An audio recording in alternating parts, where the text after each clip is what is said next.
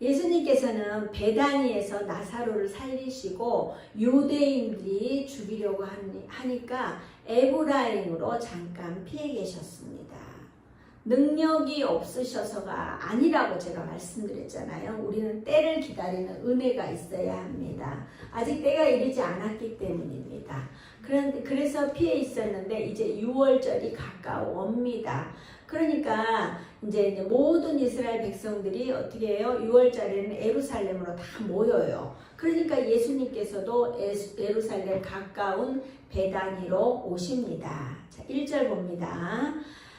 6월절 엿새 전에 예수께서 베다니에 이르시니 이곳은 예수께서 죽은 자 가운데서 살리신 나사로가 있는 곳이라. 아멘. 자, 6월절은 유대인의 3대 절기라고 그랬잖아요. 그래서 이 날이 우리가 그냥 6월절이다. 이 2월절에 사실 예수님께서 죽으셔요. 그러니까 우리가 잘 들으셔야 돼요. 그 죽으시기 6일 전이에요. 우리가 만약에 6일 후에 죽는다고 생각하면 여러분들은 무엇을 준비하시겠습니까? 정말 우리가 가는 날이 정해져 있다 그러면 뭐 대충 살다가 딱 이날 열심히 잘해갖고 천국 가면 너무 좋잖아요. 근데 우리는 언제 갈지 몰라요. 밤새 안녕이라는 말도 있듯이 언제 갈지 알 수가 없는 거예요. 자, 예수님께서 이제 그걸 아시고 베다니로 오셔요. 그리고 이 베다니는 나사로를 살리신 곳이에요. 자, 6월절을 맞이하기 위해 예루살렘 가까운 데서 오셨잖아요.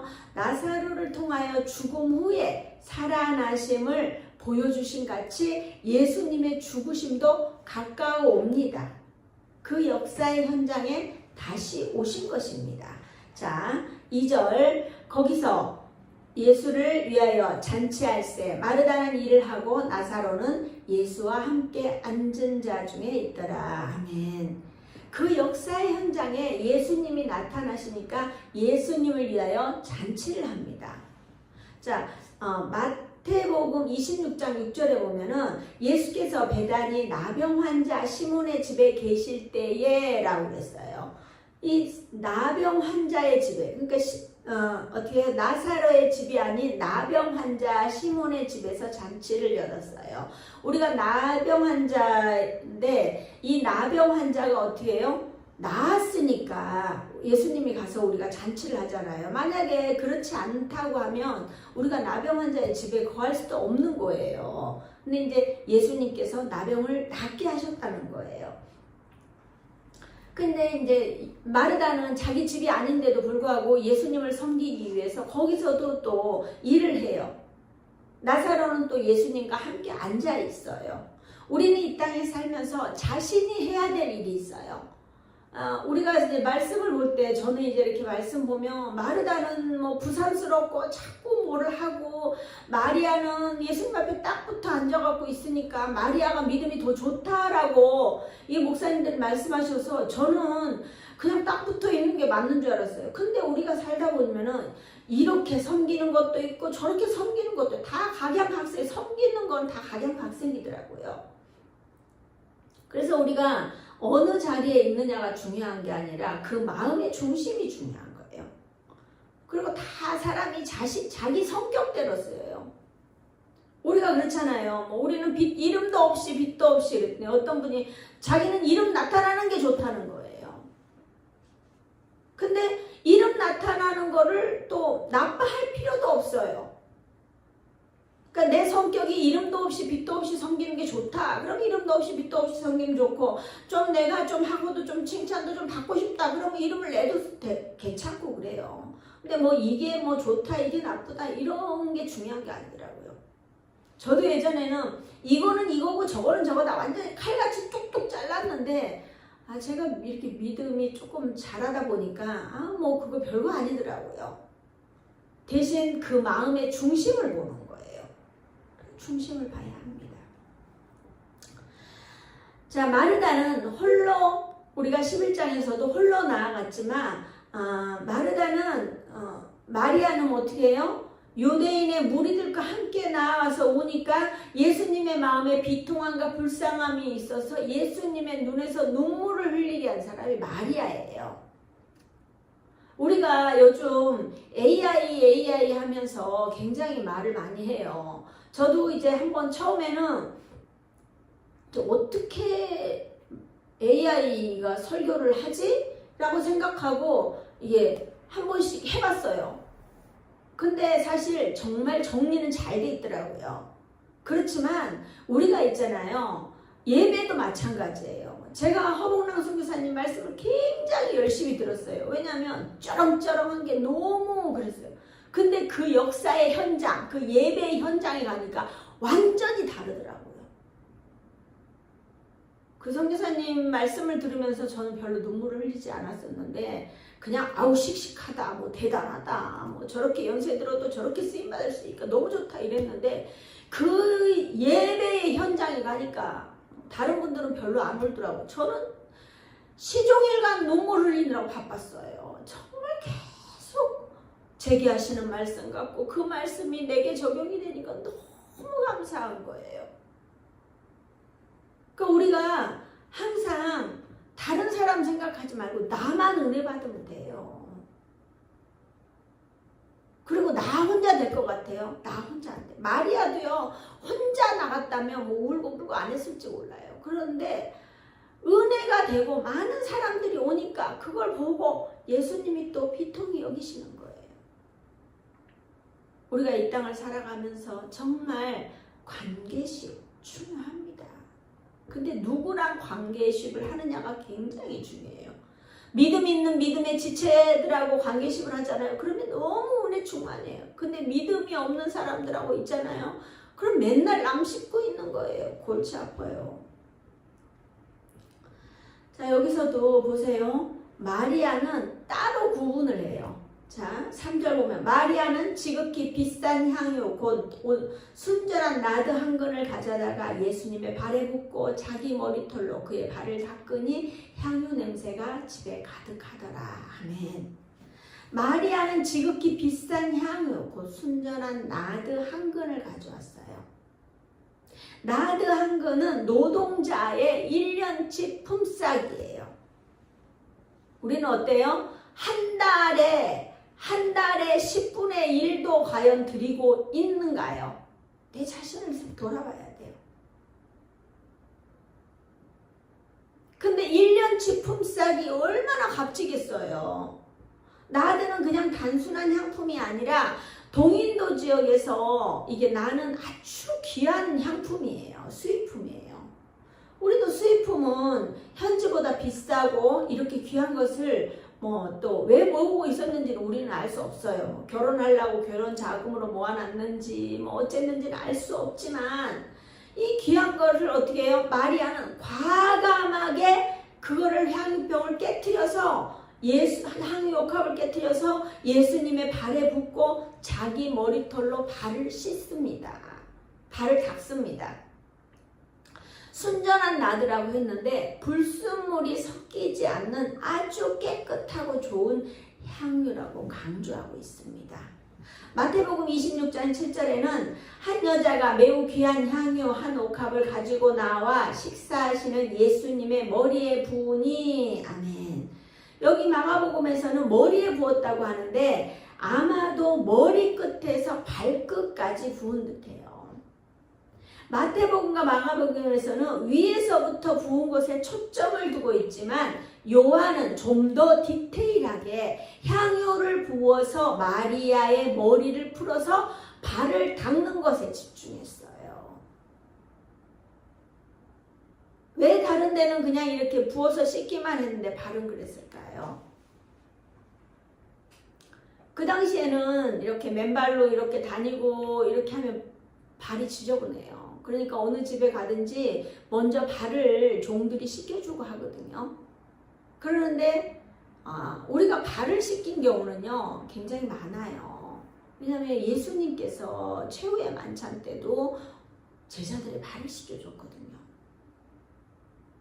근데 가장 낮은 자리에서 섬기는 거예요.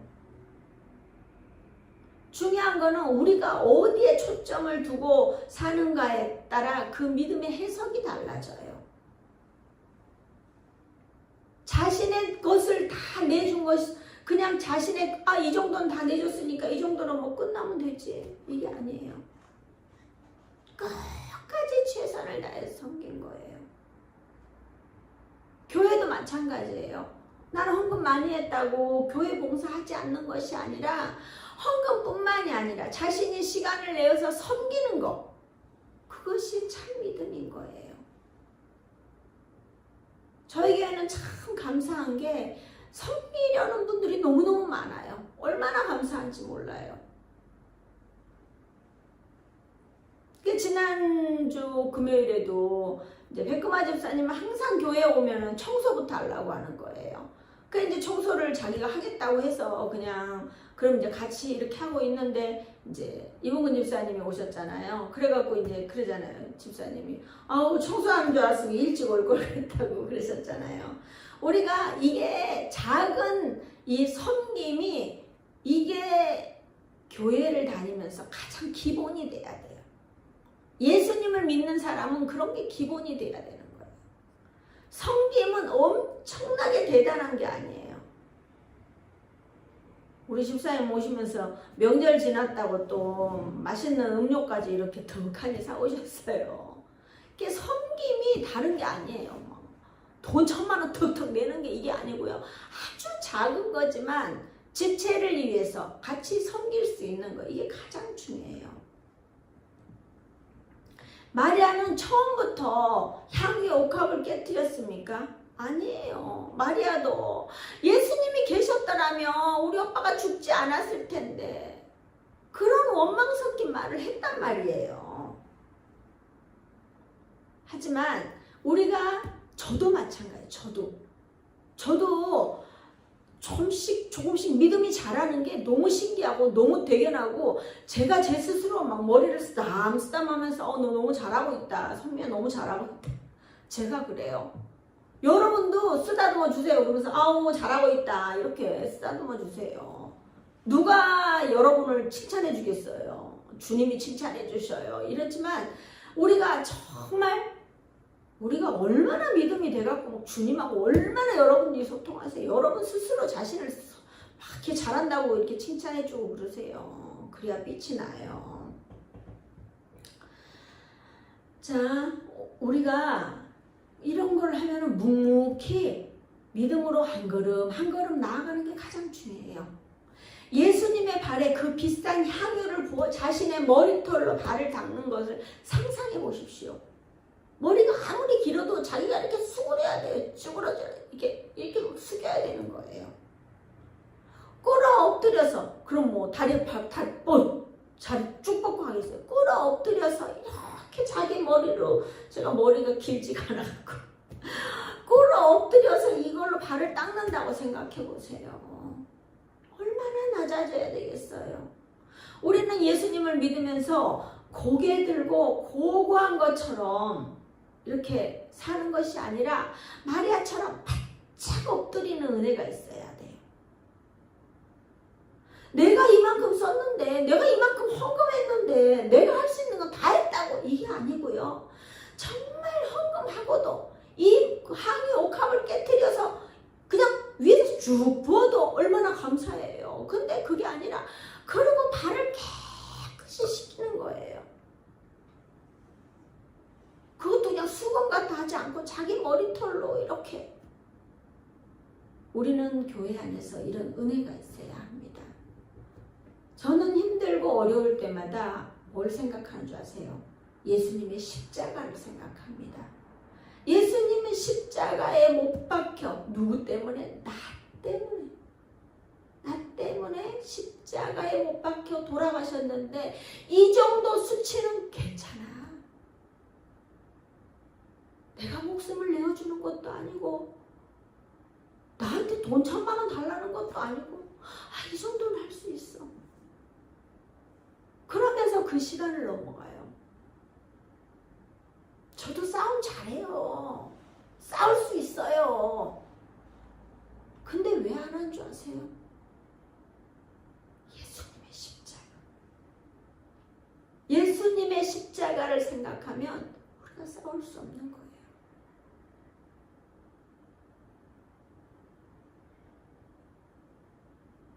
마리아도 어떻게 해요? 이 향유 가위 정도 깨뜨렸으면 됐지. 내가 무슨 머리까지 사람들 다 했는데 쪽팔리게. 내가 거기다 그 머리까지 이러면서 조아리고 해야 되냐? 이렇게 할 수 있어요.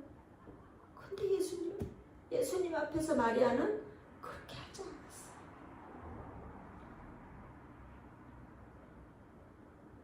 예수님이 살아계시니까 우리가 그렇게 할 수 있죠. 당신들은 예수님이 아니잖아요. 예수님 뭐라 그러죠? 작은 소자에게 한 게 나에게 한 것이다.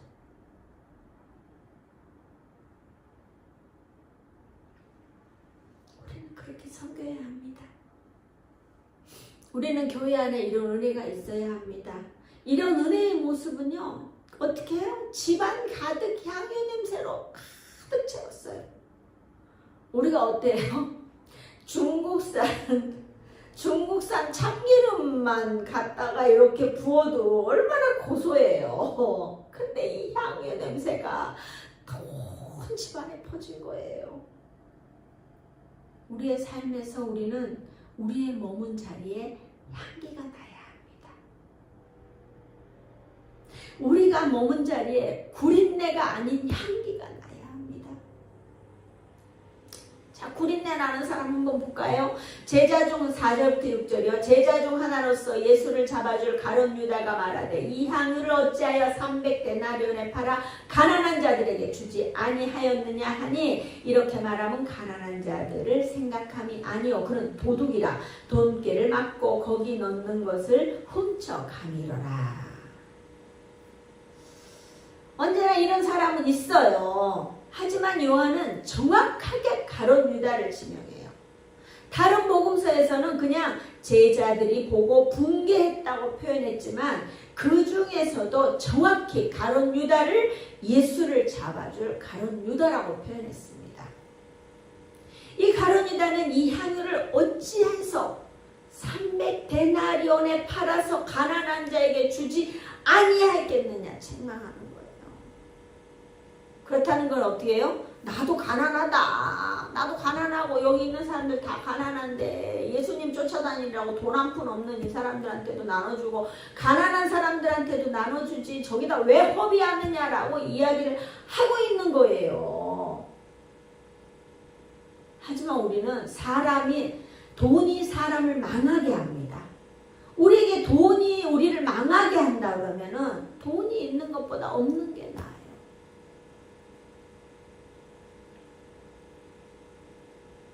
천국에 가는데 이 두 눈이 죄를 짓는다. 눈을 빼고라도 천국에 가야 되는 거예요. 그러니까 어떻게 해요? 돈이 내가 천국 가는 걸 막는다. 그러면 돈을 버려야 돼요.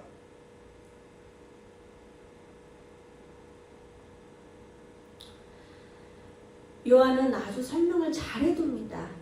가난한 사람을 운운하는 것은 가난한 사람을 생각하는 것이 아니라 그렇게 해서 들어온 돈을 자신이 일부를 훔쳐냈기 때문이에요. 자신이 훔쳐낼 수 있는데 왜 이렇게 낭비하고 있느냐고 책망하고 있는 거예요. 자, 우리는 어떻습니까? 11조 떼어먹고 세상 것에 얼마나 열심히 쓰고 있어요. 이것도 먹고 저것도 먹고. 세상 부귀영화를 위해서는 뭐든지 사용하면서 헌금에는 인색해요. 그리고 헌금은요, 저한테 주는 게 아니에요. 여러분들 저한테 준다고 생각하지 마시고 제발 여러분 하나님께 드리는 거예요. 저한테 돈 줘봐야 소용이 없어요. 여러분 천국 가는 거 아무 상관없어요. 하나님께 드리는 거예요. 하나님께 정성을 다해서 드리는 거예요.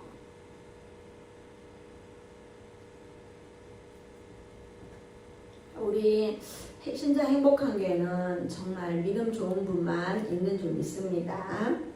자, 하나님께서 드리는 거에 인색한 자는 절대 하나님께서도 그 축복을 주지 않으셔요.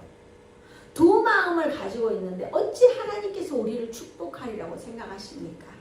하나님께서는 우리의 생각까지도 모두 알고 계시는 분이에요.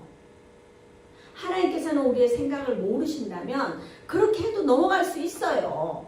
하지만 우리의 생각까지도 아시는 하나님이시니까 우리는 우리의 모든 것을 하나님이 다 알고 계신다는 사실을 믿으셔야 됩니다. 저도 사실은요, 제가 믿음이 별로 안 될 때는 이런 건 하나님 모르시겠지 이랬는데, 생각만 해도 응답하시는 하나님을 제가 몇 번 만나고 나니까는 막 수없이 만났어요. 네, 오늘 뭐 먹고 싶은데, 아무 말도 안 했어요. 근데 네, 오늘 뭐 먹고 싶은데, 생각만 했는데도 하나님께서 그걸 먹게 하시고, 나 오늘 뭐 갖고 싶은데, 저거 하나 가졌으면 좋겠다 이러면은 하나님께서 갖게 하셨던 그 일들을 제가 체험했기 때문에 저는 이제 두 마음으로 살 수가 없는 거예요. 알기 때문에. 자, 7절 8절 예수께서 이르시되 그를 가만두어 나의 장래할 날을 위하여 그것을 간직하게 하라. 가난한 자들은 항상 너희와 함께 있거니와 나는 항상 있지 아니하리라 하십니다. 아멘. 자, 예수님께서는 마리아를 가만두라고 하셔요. 예수님께서는 예수님의 장래할 날을 위하여 그것을 간직하라고 합니다. 가난한 자들은 항상 우리 곁에 있어요. 언제든지 마음먹으면 찾아가서 보면 됩니다. 하지만 예수님은 가실 준비를 하고 계셔요. 지금도 우리 곁에는 가난한 자들이 많이 있어요.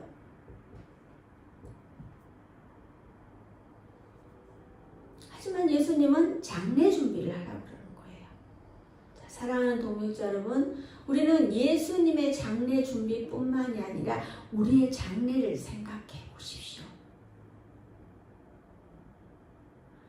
어떤 분이 기도 제목을 여쭤보니까는 고통 없이 가는 것이라고 그러는 거예요.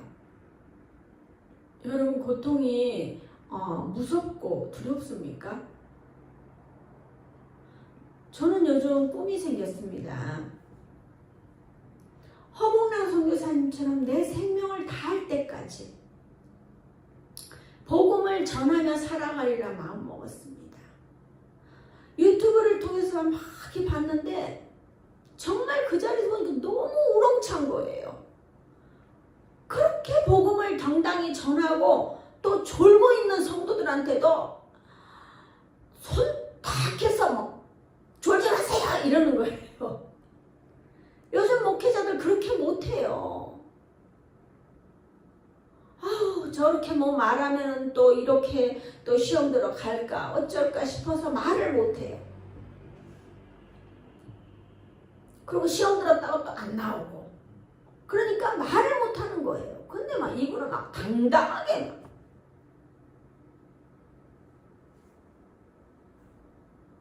참, 사랑하는 동역자 여러분, 우리가 예수님의 장래 준비를 하듯이 우리의 장래도 미리 준비해야 합니다. 아무 상급도 없이 천국에 간다고 큰 소리 치지 마십시오. 천국도 상급이 있어요.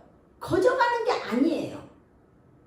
자, 마태복음 7장 21절에 보면 주여 주여 하는 자마다 다 천국에 들어갈 것이 아니요. 제가 이 말씀만 했더니요, 그 도대체 뭐냐 막 이러면서 따지는 거예요. 그 다음을 봐야 돼요. 다만 하늘에 계신 내 아버지의 뜻대로 행하는 자라야 들어가리라. 단순히 그냥 주여 주여 한다고 천국 가는 게 아니라 하나님의 뜻대로, 하나님께서 말씀하신 대로 성경대로 살라고 우리가 노력을 해야 된다는 거예요. 영접만 했다고 하는 것이 아니에요. 물론 가겠죠. 어디 저 귀퉁이에 있겠죠. 하늘에 계신 아버지의 뜻대로 행하는 자에 들어갈 수 있다고 분명히 말씀하셔요. 우리는 그냥 영접만 하고 교회 왔다 갔다 한다고 천국에 들어가면 얼마나 좋겠습니까? 마태복음 7장 19절에 아름다운 열매를 맺지 아니하는 나무마다 찍혀 불에 던져지느니라. 아멘. 열매를 맺기는 맺었어요. 근데 아름다운 열매를 맺지 않으면 나무마다 찍혀서 불에 던져진다고 했어요. 사랑하는 동역자 여러분, 여러분은 찍혀서 불에 던져지는 나무가 되고 싶습니까? 아니면 마리아의 같은 섬김으로 대대로 기억되고 싶습니까? 자, 마태복음 26장 13절에 보면 내가 진실로 너희에게 이르노니 온 천하에 어디든지 이 복음이 전파되는 곳에서는 이 여자가 행한 일도 말하여 그를 기억하리라 하시니라. 아멘.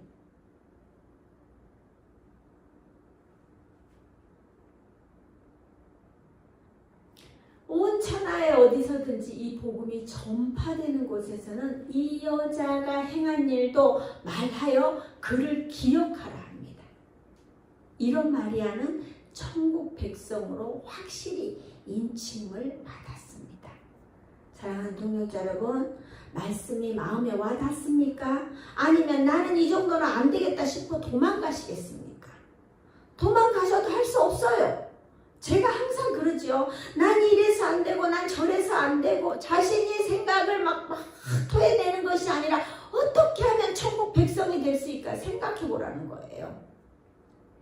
우리는 새로운 지식이 들어오면 어떻게 하면 내 삶에 적용할까 하는 사람이 있는가 하면 나는 이렇게는 못하는 사람이고 이러면서 배척을 해요. 근데 중요한 거는요. 또 안 되는 사람은요. 받아들이지 않아야 될 것만 열심히 받아들여요. 정말 우리는 주님 안에서도 성공한 사람이 돼야 돼요. 뭐 성공이 막 어마무시하게 돈을 많이 버는 게 성공이 아니에요. 우리가 천국 가는 게 성공인 거예요. 실컷 잘했는데 천국 못 가면 어떡해요? 자, 사랑하는 동역자 여러분, 어떤 말씀 받든지 어디서 무슨 말을 하든지 내 생각을 이야기하지 마시고 어떻게 하면 이 일을 해낼 수 있을까를 생각해 보십시오. 그리고 공부하십시오. 공부하는 것은 책상에 앉아서 책을 읽는 것만이 공부가 아니에요. 이젠 우리가 천국 갈 준비를 해야 됩니다.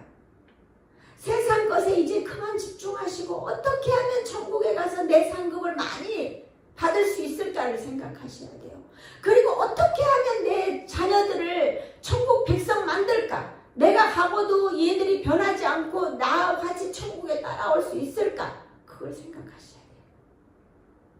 허봉란 선교사님께서 재림과 심판에 관한 말씀을 전하시는데 저는 기가 막혀서 펑펑 울었어요. 마지막 때에 과연 나는 내 천국을 내어주면서까지 내가 천국에 들림 받아야 되는데 하나님, 예수님 잠깐만요. 저기도 데리고 와야 돼. 저기도 데리고 와야 돼.